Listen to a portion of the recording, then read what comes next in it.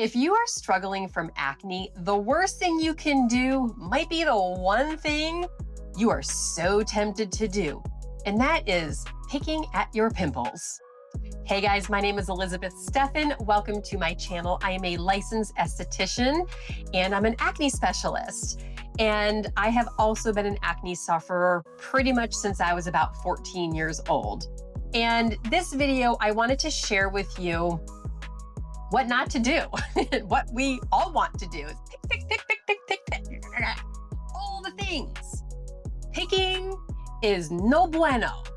It is not good for your skin, and it can lead to scarring.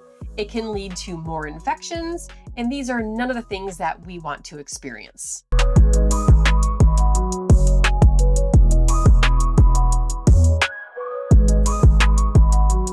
Picking makes your skin worse most of the time. What does it actually do? You are moving around bacteria deeper into the pores. So what does that do? That is spreading bacteria into other pores and can actually cause bigger cysts and make your skin look worse. So we don't want that. So don't pick. I know I probably sounded like your mother right there, but it's not something that we want to see in ourselves. It's this deep self-control issue.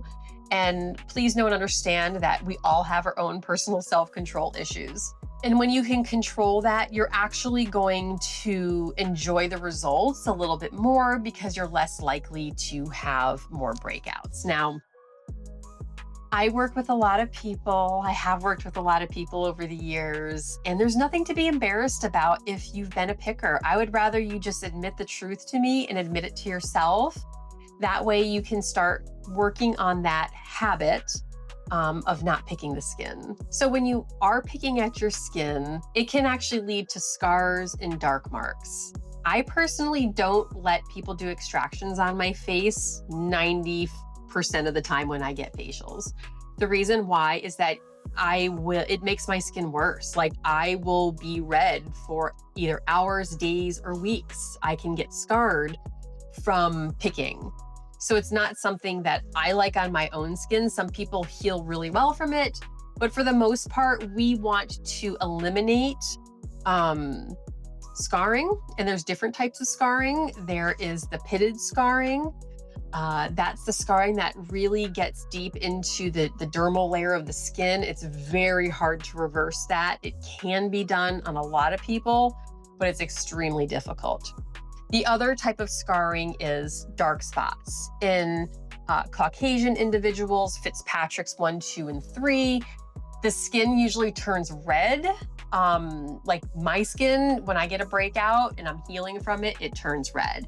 People with darker skin tones, Fitzpatrick's 4, 5, and 6, will usually get darker spots. So if you have brown skin, you're gonna get darker brown. If you have like black skin, it's gonna be even darker. And it makes people feel very self-conscious when they don't have even skin tone. So you can get the pitted scars and you can get the brown scars from picking at your acne breakouts. And the third thing is that it actually makes it longer to heal the skin. So when we're breaking the skin and picking it and opening it up, we're creating a new wound. And a lot of people will do it over and over and over again. They think they're gonna get something out. The reality is that can be so deep and buried in there that there's nothing in there that you're gonna be able to get out because there's no escape for it. Just by picking at it is not actually going to open up that pore.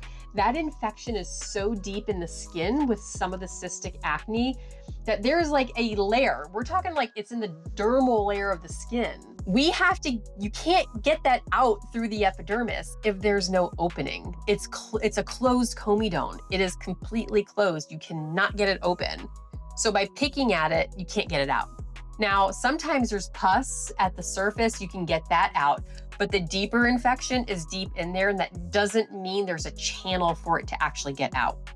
That's why we use ingredients like benzoyl peroxide to eventually work its way in there and start oxygenating the pore at its core, and that helps start clearing it out. So we don't want to slow down the healing because that's going to lead to the scarring as well that we just talked about in point number 2. So what I love to recommend to all my pickers out there is skin icing.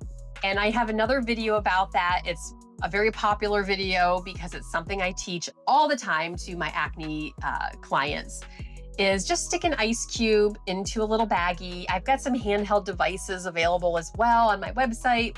But if you want something just super fast, an ice cube works really well. And just stick it in a little Ziploc baggie and rub it all over your face for about 2 minutes, twice a day, morning and night. You can even do it, while you're wannabe picking. So that's what I recommend is morning and night. But if you're getting that urge to pick, just quickly, just get something cold. Or if you're a fidgeter, you can fidget with a pen. Okay, that's probably really annoying on the audio, but do something with your fingers. And if you're doing something like the ice cube trick or using a cold LED device that I have available, I just said that, little plug there. It allows you to do something with your fingers and with your hands instead of picking at the face. And when you're icing, you're doing something super beneficial for your skin. So what are some also alternative solutions that you can utilize? The first one is if you really feel like you want to pick at your skin and there's something in there, leave it to a professional. We can do extractions. Now, if I see a big cystic nodule, a lot of times I won't even try to extract that because I can't. There's nothing that's going to come out of there. Now, if I see a head on it that's like white, I will. But that doesn't mean I'm going to get all of it out. And when I am treating that, I'm keeping it super clean. I'm disinfecting it as I'm working, so I'm not spreading it, and I'm not really working hard at that and going to town.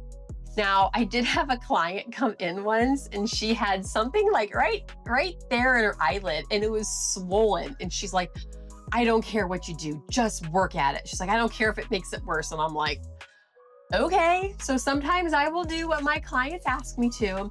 Well, hers wasn't the cystic acne. It was something else. I'm trying to remember what it was.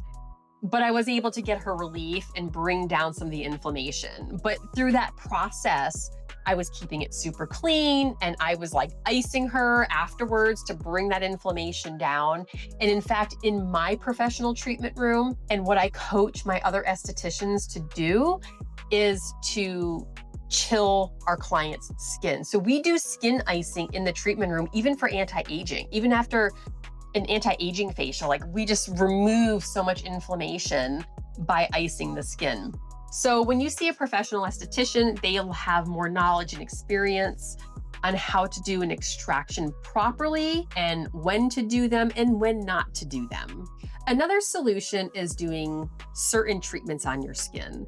If you're just prone to that random pimple, if you have some benzoyl peroxide or some salicylic acid, or even maybe some sulfur or niacinamide, or even retinol, there's all these different ingredients that you can just put right on that pimple. Now, if you're prone to breakouts all over, you're gonna need a whole full program on that.